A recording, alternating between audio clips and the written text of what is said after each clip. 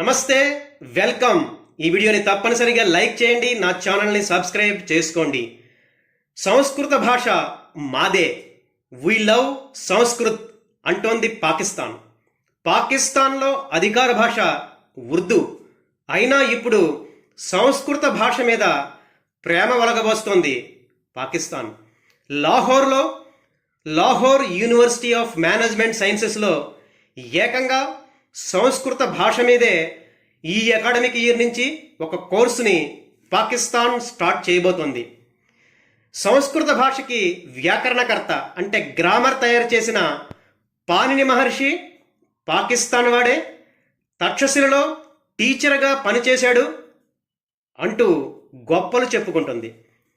భారతదేశంలోని మిగతా ప్రాంతాలకి లాహోర్ నుంచే సంస్కృత గ్రంథాలు సప్లై అయ్యేవంటూ బడాయి మాటలు చెప్తోంది.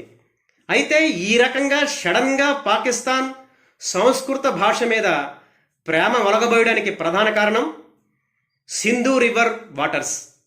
పెహల్గామ్ ఇన్సిడెంట్ తర్వాత నరేంద్ర మోడీ ప్రభుత్వం పాకిస్తాన్కి సింధు రివర్ వాటర్ సప్లైని బంద్ చేసింది.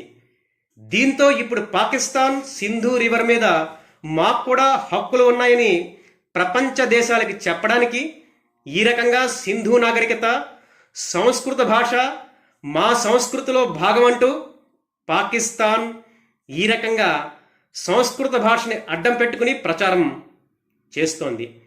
ఇస్లాం, క్రిస్టియానిటీ పుట్టకముందు పాకిస్తాన్లోనే కాదు ప్రపంచంలోని అనేక దేశాల్లో భారతీయ సంస్కృతి, వైదిక సంస్కృతి, సంస్కృత భాషే ప్రధాన మూలం.